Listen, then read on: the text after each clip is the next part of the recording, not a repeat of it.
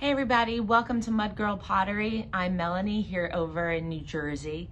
I wanted to give you guys a new cylinder video. A lot of you guys know that I am very skill-based, so I believe that if you can't make a perfect cylinder or a close to perfect cylinder, you're not gonna be able to make a bowl. And if you can't make a bowl, you can't make a sexy pot. If you can't make a sexy pot, you can't make a lidded pot. If you can't make a lidded pot, you definitely can't make a teapot. So the basis of all pottery, in my opinion, is the cylinder. That's where you learn all of the basic steps necessary to pretty much make anything you want here in the pottery world. So I'm gonna go ahead and give you a few extra tips, some things that I figured out over the last year to make your cylinder the best foundation that you have for the rest of your pottery. Let's go. All right, so let's do the basics. Let's get a cylinder done. So one of the things that I like to do is I like to start with something that's not quite round. I'm kind of aiming for this sort of flat bottom avocado, sweet potato, ghost shape. What that's gonna do is it's gonna stop air from accidentally being trapped underneath that ball of clay. If I did something that looked like that, as I start to center, it's very possible that this clay may end up here and leave a tunnel of air. With larger pieces of clay, that tends to happen to me often, so I try and avoid that from the beginning. I'm gonna start with it in the center. If when you start your ball going around in circles, if it's not quite in the center, stop and move it. Now you might see a lot of people seal the bottom of their ball to the bat.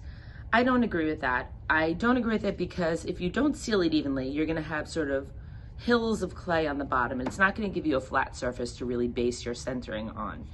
The key to making it start to stick is when you start to center, lock that elbow into your hip bone so you can push with your skeleton, not your arms, and start with your hands attached. And the first thing you're gonna do is leave this hand completely still so it doesn't go out of control, but you're gonna push down. That's gonna hopefully help you stick it. And then by using the side of your hand, that will kind of seal it, but your clay will already be close to being in the middle if you lock in and then you seal it. If you seal it when it's not quite in the center, now you're kind of already a little off and starting off at a disadvantage.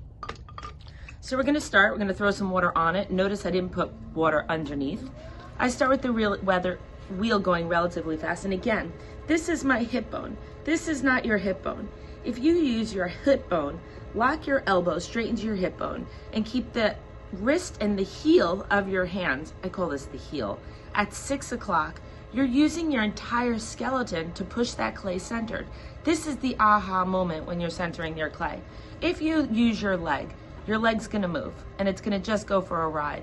If you take two hands and put them on the side, then you're definitely just going for a ride and you're gonna throw the clay off more than when it started. So I lock this in, I'm not pushing yet because then it'll fly. I'm gonna take my right hand, I'm gonna start to push down. Now that serves the same purpose as sealing it onto the wheel. The clay's on there now, even if it's plastic. So now even pressure, elbow down on my body, right hand on top. This is for righties, of course. Lefties will go ahead and switch. And I'm pushing in with my left hand and my left foot. If you cannot get your elbow into your hip bone, whether you are, body's a little short or a little long, go with extra bricks under your foot and maybe use this. But for me, I'm just gonna lock it into my elbow, into my hip bone here. I'm pushing in. Notice these fingers are not invited to the party yet. The first thing I want to do is push the clay into the center and down onto the bat. Once I'm getting it close to the center, by sealing it in there, I'm only pushing from 1/4 of the clay. So my tip of my pinky is sort of a little past the center, and my knuckle is the beginning of the pressure, and then I'm gonna push down here with my wrist dropped. My wrist dropped causes this round curl here instead of the push pop that often people get like this. So as I start to push in and down, now I want to smooth those sides out. That's when I'm going to invite these 3 fingers to the party. This pinky is not allowed. The problem with this pinky is the pinky will start to create this route under here. We do not want that. So we're going to leave our pinky out of here. We're going to keep our 3 fingers. We're going to put them at an angle. It kind of serves as a rib. So as if I was taking a tool and doing that. And those 3 fingers are gonna help to smooth the side of my mound of clay. Now, even though I'm using my 3 fingers, it doesn't mean I'm loosening up on my hip bone and pushing in with my skeleton. That ticking is often going to be your bat. Maybe the holes are a little loose or the pins are not straight. You can go ahead and throw some dry clay in the holes. Do not use the wet clay. The wet clay is going to move. You want to add dry clay. It'll sort of serve as a rock. And then eventually that dry clay becomes wet, and then you just replace it if it really becomes a big problem.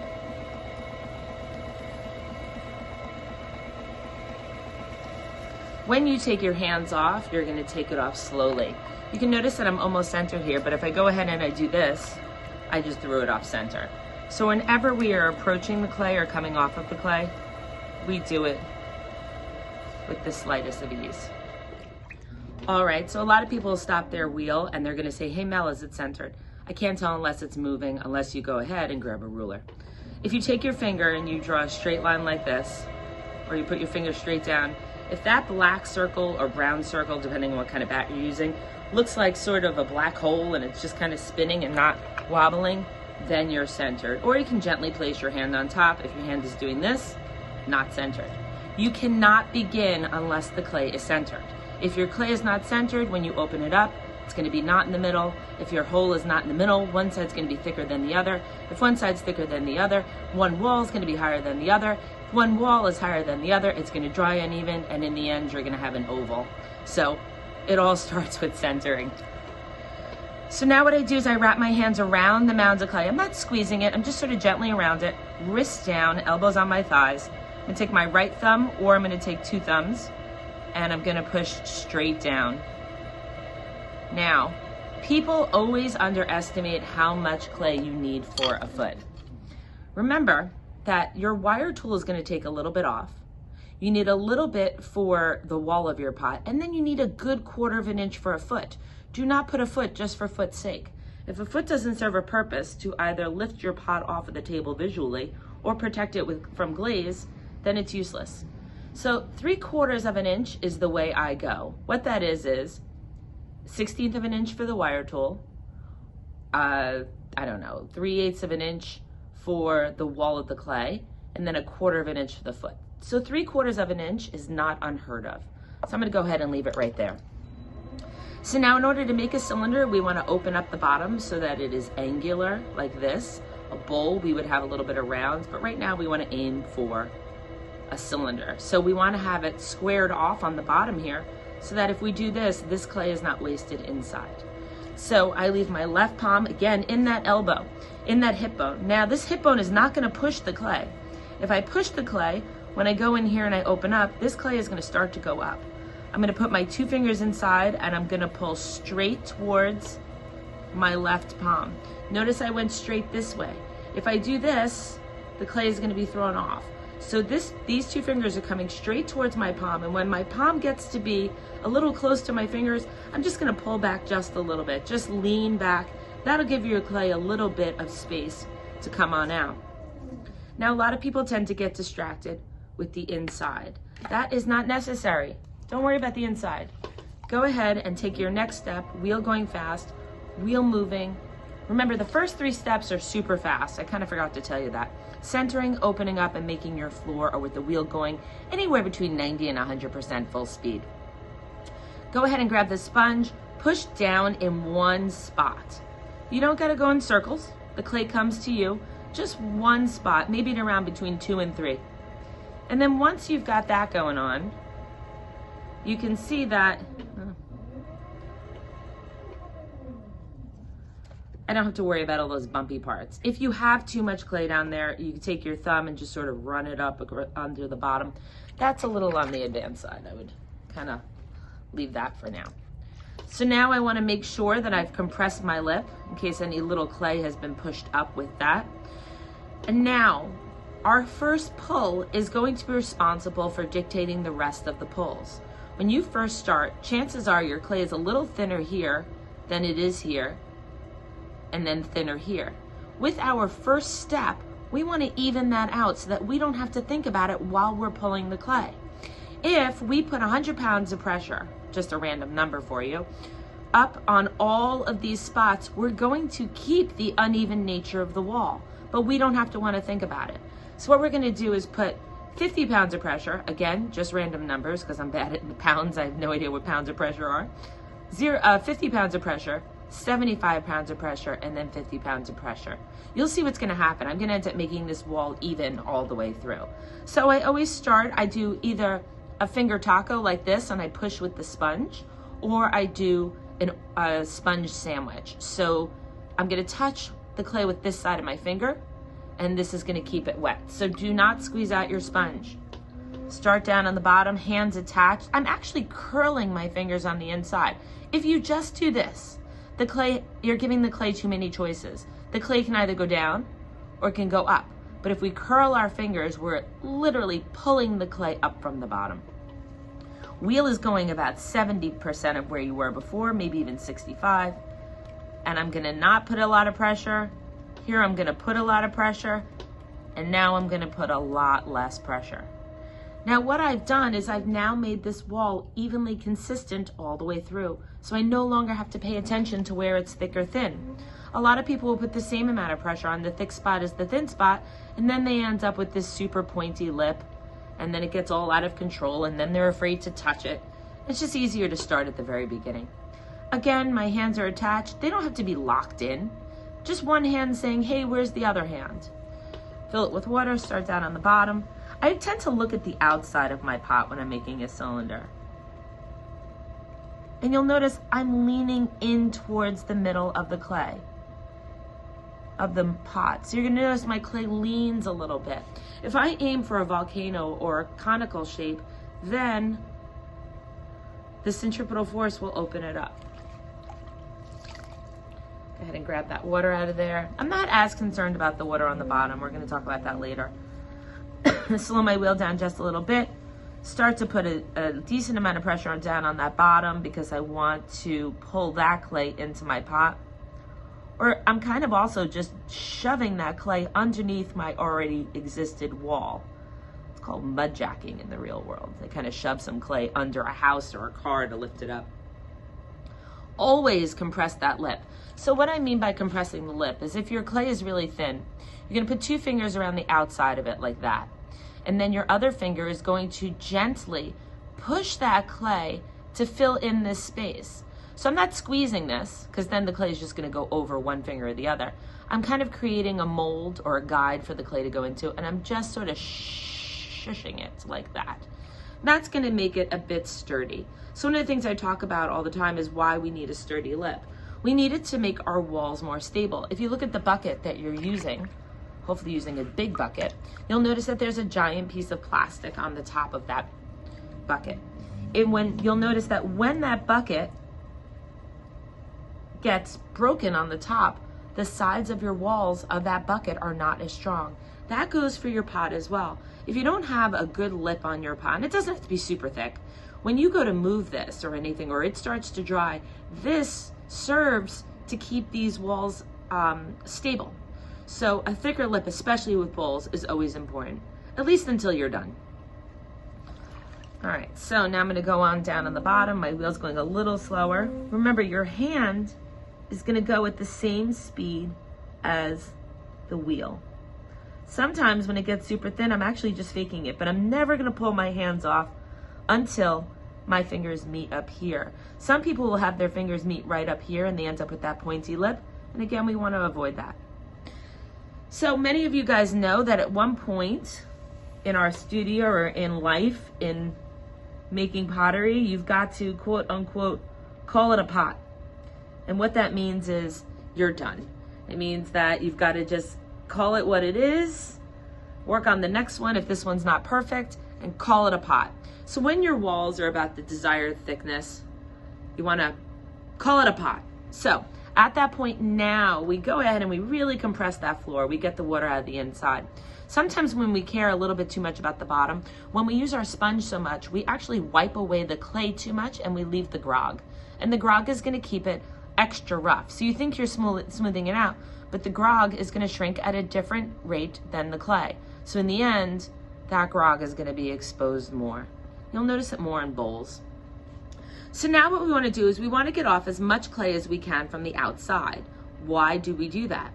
If this is 1/8 of an inch thick and this is 3/4 of an inch thick, this is going to dry a lot quicker than this. That's going to cause some stress in the clay. If your base is thinner than the corners over here, that clay is going to start to shrink on the bottom, and it's attached to the 2 thicker parts on the side. So as it starts to dry, that thinner part has to shrink, but it has nowhere to go. So one of 2 things is going to happen. It's either going to stress out completely and crack in the middle, or that's going to stay together and it's going to crack around the edges. So we want to get off as much clay as we can. So we take our wood tool or throwing stick or whatever you want to call it. We hold it this way. This is the blade. We're going to hold it with 2 hands. We're going to look at the inside, and if the inside does this, we're going to go at an angle. If it goes at an angle, which is what we're aiming for, we're going to go straight down. We start up here. We're going to drive that tool down to hit the bat. Now, when you're down here, it's important to come up and out.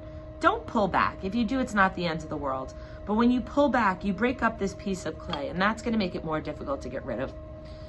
Take this pin tool. I'm going to put it flat. Notice I hold every tool with 2 hands. I'm going to flat underneath that loop of clay. I'm going to come on out. I'm going to stop my wheel. I'm going to cut this. And then you see, because I went down and out, this came out in one piece. That's just always easier. You don't end up with those little pieces on the side that might bother some of you.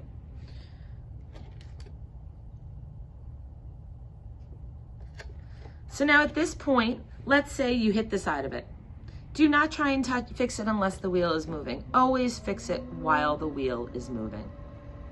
Not too fast, always with 2 hands. And there we go. We call it a pot. So let's go ahead and check the inside of this. Hopefully I did okay. When we are going to wire our pots, do you have to do it immediately on the wheel? I do not think that you do. I believe that you can go ahead and pick up your cylinder, put it to the side, move on to the next one, and wait a bit. Now, let me get a little bit more water out of here. If you're a production potter and you don't want to use these, although I always believe leaving it on the bat, why risk taking it off? Then you're going to wire it immediately. But I let them sit for a little while, and then I put it back on the wheel, or I put it on the table and I wire it. How do you wire your pot? Well, you want to wrap it around. You want to use your thumbs. And where it's narrower on the edge, your thumbs are going to be closer together. And then as you pull towards you, pull as straight as possible, those thumbs are going to get wider. And then as you start to get closer to you, they're going to get more narrow. So you want to get those thumbs a little closer together. So you're almost doing this. You're almost starting here and coming out and then going back in. That's going to sort of guarantee you that straight line. I'm going to actually cut mine in half though. Let's see if I can. Some of you got stressed out. I love that. Okay, let's see if I can take this apart. Usually when I cut it in half, I don't wire the whole bottom. All right, guys, so there we go. We've got a pretty consistent wool all the way through. Again, I left my lip a little thicker. I don't mind doing that. But I want you guys to see if I would have gotten this clay up here, look at the height I would have gotten. So never underestimate those thick spots and how much height, even just thinning out my lip a little. See, I got almost 1/4 of an inch higher on that pot. That's why weighing out your clay is super important. So when we would have trimmed this, we would have taken this off here, put a foot here, taken this off. This didn't help very much. Taken this off. And literally trimming this would have taken me, I don't know, a minute, if that. And then that would have gotten that. So for those people who don't like trimming, the more that you get rid of the clay, the more you pull your clay into your pot, the better off and less time you're going to spend trimming, and the less waste. So in the end, that's what my cylinder would have looked like. Now you don't need a foot on all of your pots. So if I would have went in a little thinner, I would have just gone ahead and that would have been my final product. There you go, guys. There is a cylinder. I really suggest that you play the video, stop it, try that step, take the tips, start it again, and just keep on making cylinders. If you don't get that cylinder right, you're gonna have a really hard time moving on to other shapes. And those other shapes, you wanna utilize the most amount of clay you can. By practicing that cylinder, you learn to get all that clay up into your pot. So go ahead and keep on practicing and follow me for more informative videos. And if you've got any ideas for videos, email me, mel@madisonmud.com, or just comment right below. Have a great day.